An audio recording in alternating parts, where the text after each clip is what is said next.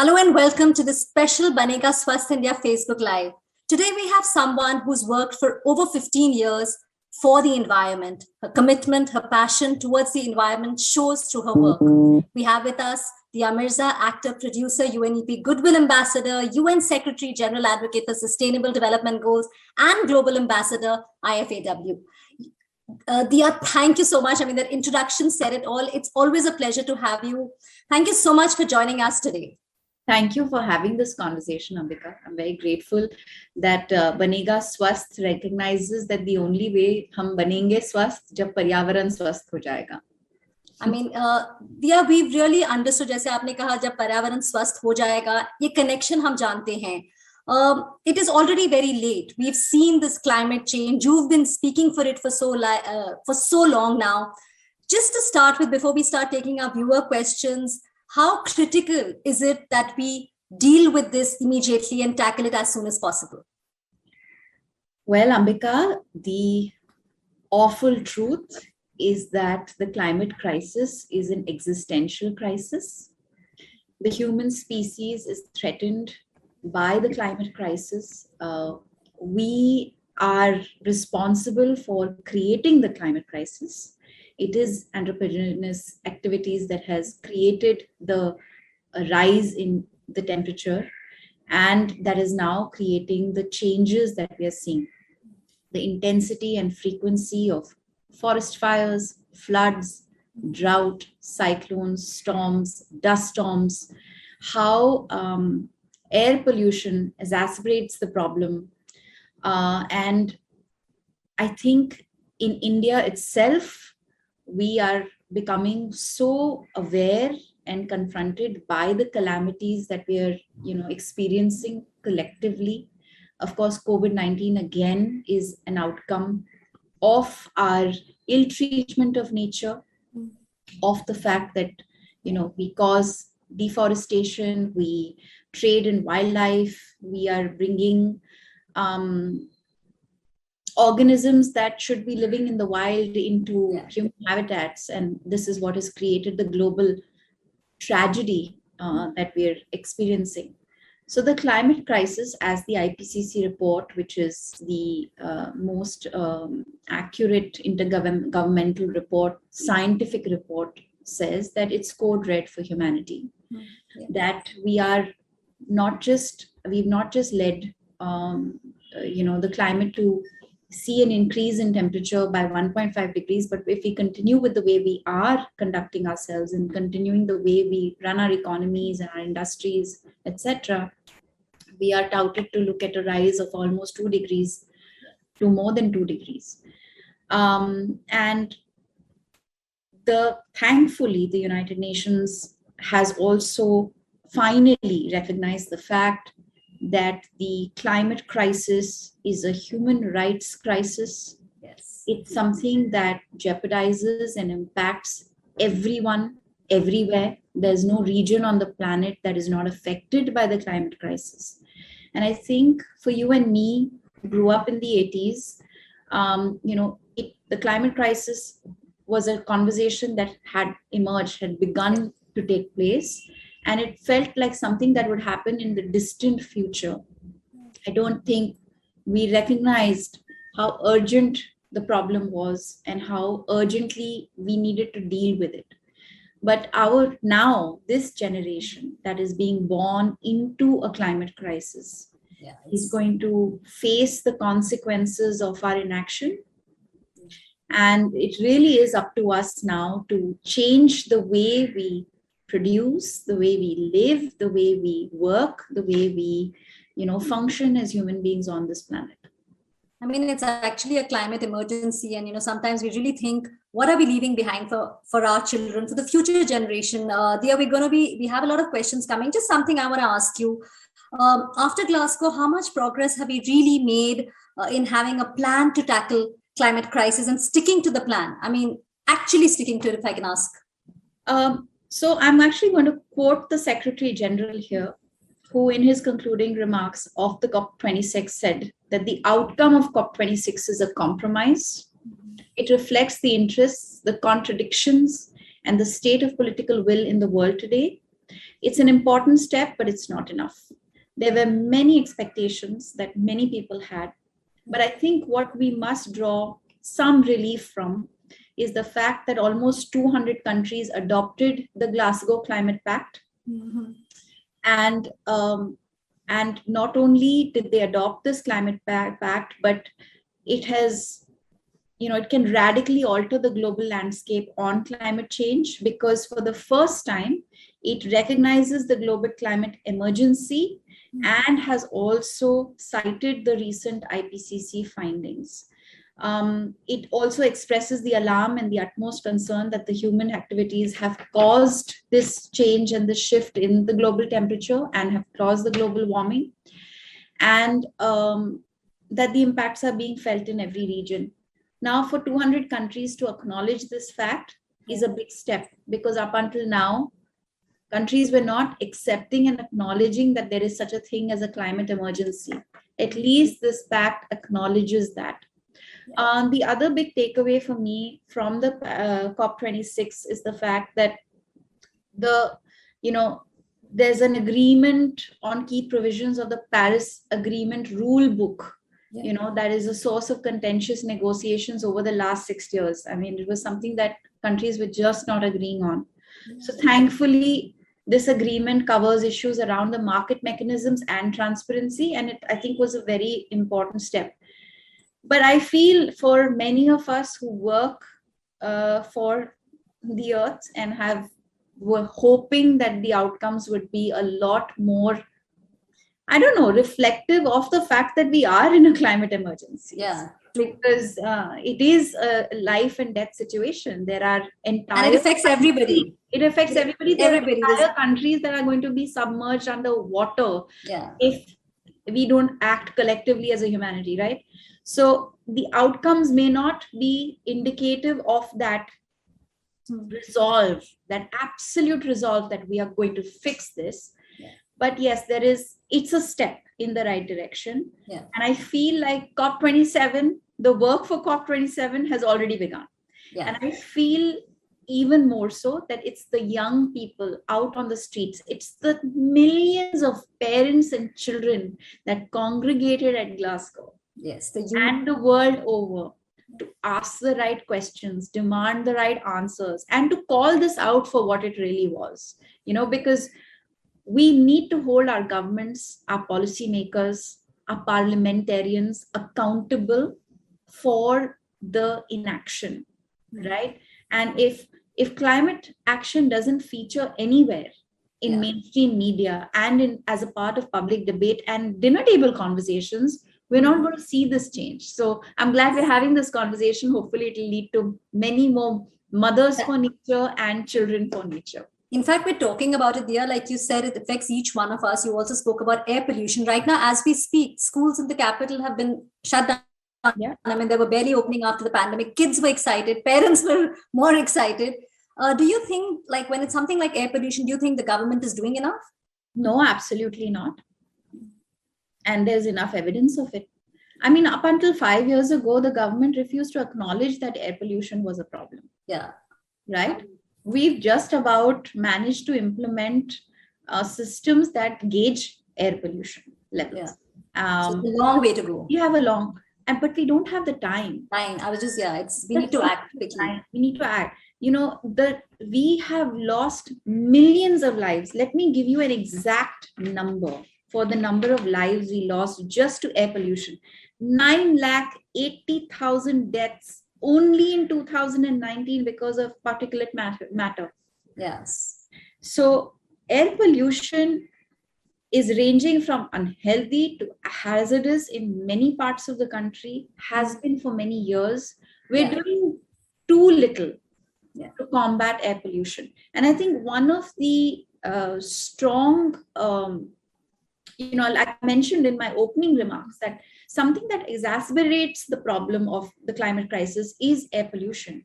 It makes the situation even worse. So we're not only now getting sick because of a pandemic, it's now air pollution also that is affecting and harming health, and also makes the climate crisis worse. It makes the air, it just warms the planet more. But the good thing is that we have incredible young people like Vidyut Mohan from India, who has a company who's come up with this innovation that can trap the particular the agricultural waste, this thing, and create a circular economy with it, help reduce the problem.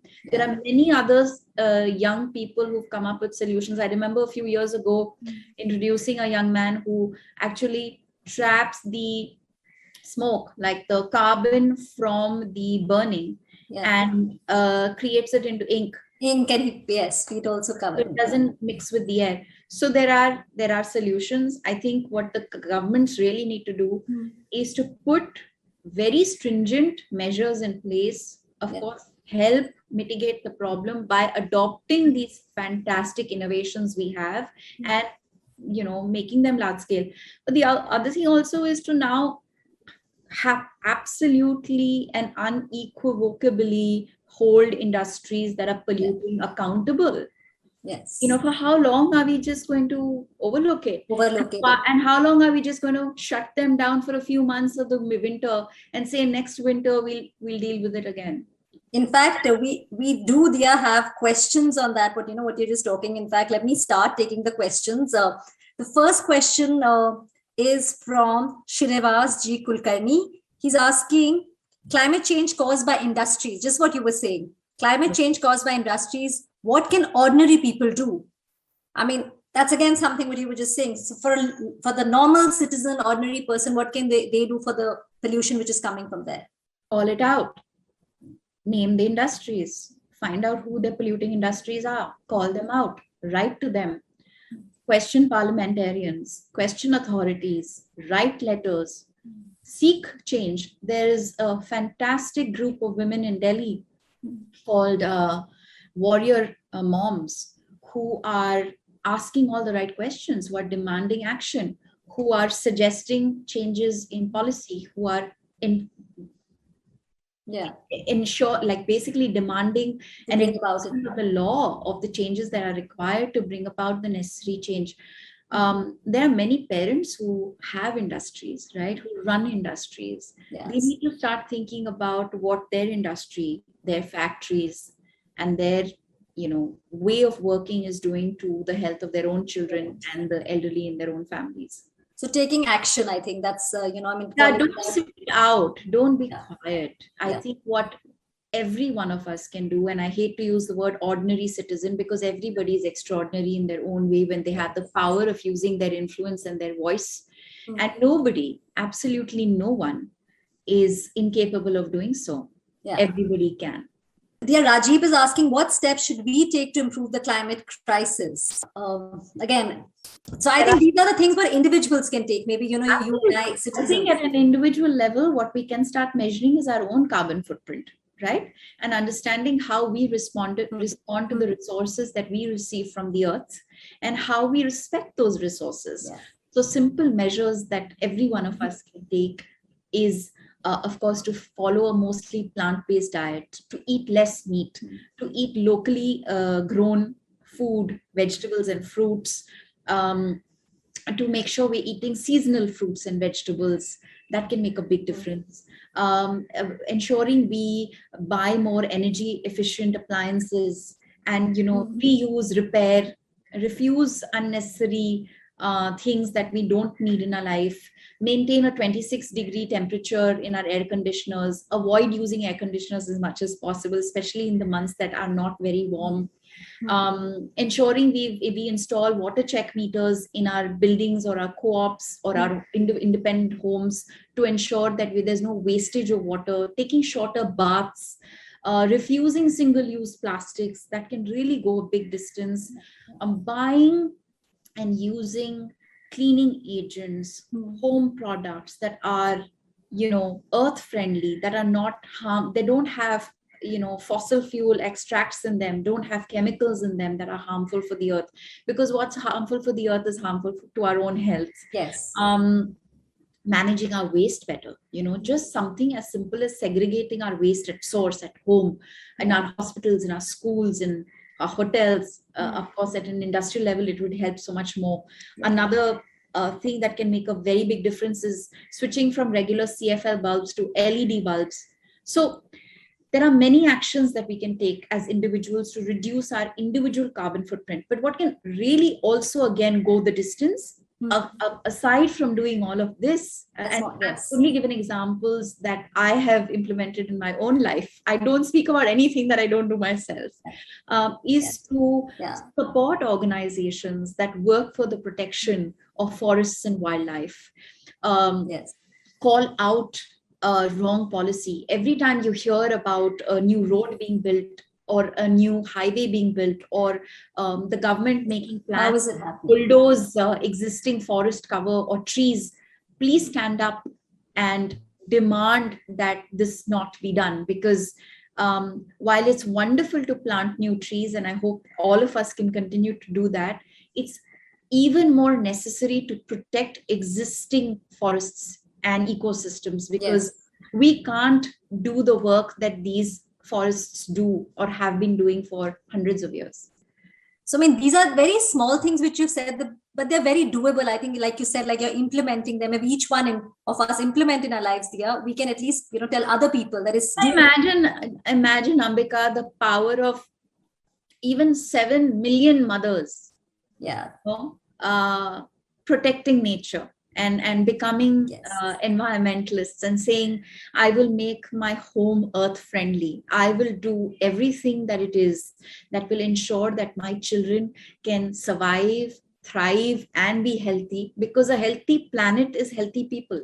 So, dear Anurag, like you said, I mean, you put it really well. I think we all are inspired. Every time I speak to you, especially your line about mindfulness, I've definitely started taking that point, what you shared. Anurag Tripathi wants to know how to stop the pollution which has been there in the present situation in some parts of India. Well, we all know what is contributing to air pollution, right?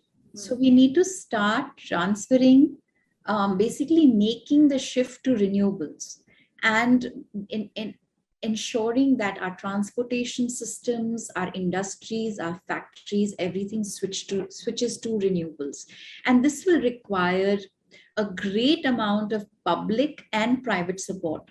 We will all have to work together to see this through, because firstly, of course, it's a very expensive deal. Hopefully, one of the outcomes of COP26, if it actually happens and makes the countries that can afford it pay and the green finance countries like ours for adaptation and mitigation, it can help us make the transformation that is required. But I think first and most importantly, we have a very robust and a very strong environmental law.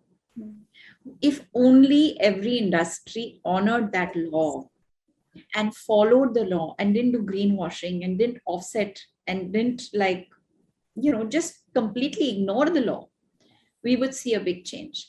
And I think then, of course, there's a lot of work that we can all do to educate each other. We must never assume that people in government know. Let's assume they don't know. Let's assume absolute ignorance and educate them. Help them understand what their apathy or their ignorance or their avarice or their arrogance is doing to the health of the planet and health of the people. Absolutely. Manoj wants to know, there are so many questions coming. I'm going to filter some. Manoj wants to know, is India doing enough to tackle climate crisis? Well, it's a very tough question to answer. But I will say this, that the Solar Alliance is a very powerful alliance. And if we actually live up to the commitment that our Prime Minister has made about making India as solar efficient as he promises to make India, we can really see a big change. But India was also responsible for, we've been accused of watering down the Glasgow Climate Pact with saying that, we will phase out coal. But all those who understand and know how dependent we are on coal, and how much money it will cost for us to actually phase out coal and make that shift, we need everyone, everywhere working to see it through. Because the fact of the matter is that We are 17% of the global population. Mhm. We do also occupy only 2.4% of the geographical landmass of the planet. And it is our lives at stake here. We are dependent on our natural resources for everything that we have. And if we don't act on climate, and if we don't use the energy, the vibrance, and the power of the youth in our country to make the transformations that are required, and if we wait till 2070 to do that, we are not going to be contributing positively towards climate action.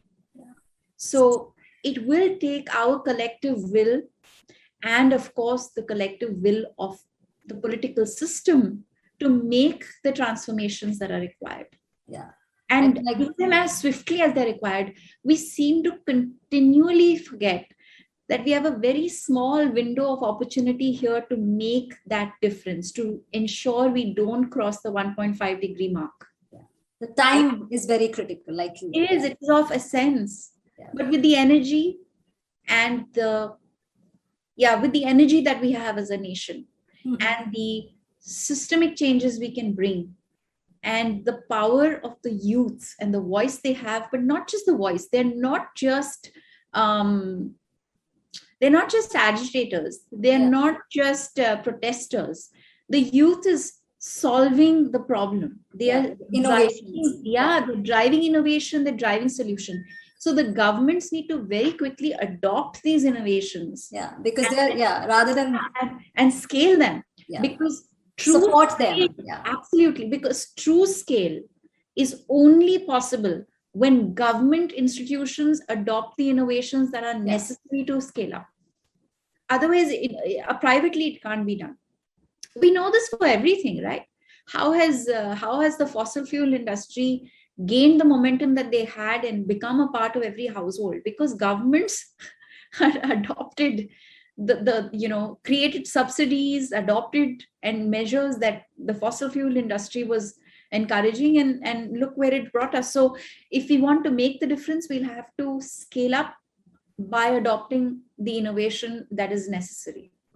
The next question, Astha wants to know, an individual can take small steps like refusing plastic or turning off unnecessary equipment. What steps should the government take now? Well, the government really needs to enforce certain guidelines and ensure that the polluters are taxed, they're checked, they are stopped. We need to implement much better waste management systems in the country.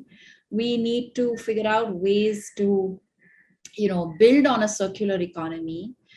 So much of the waste that we create just is unchecked. It goes, it's entering our waterways, it's polluting our air, our soil. Only 37% of India's urban municipal solid waste is treated. And India is the 12th highest contributor to mismanaged plastic waste and projected to become the 5th by 2025. So there's a lot of work to be done in the waste management space, especially on plastic waste management. Ganga, our precious, beautiful river Ganga, is among the 10 most, polluted river systems in the world, and 89 to 90% of the plastic from the Ganga enters the ocean. So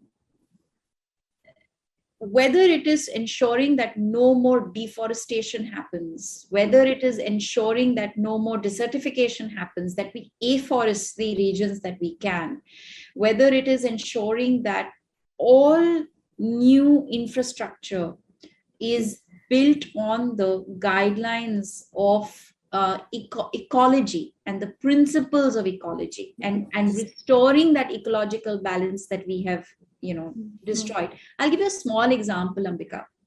If we hadn't blasted the Himalayas the way we have in the recent past, would we be experiencing the landslides that we're seeing? You see a picture of a beautiful doctor one day. And that was heartbreaking. And the next day she's gone.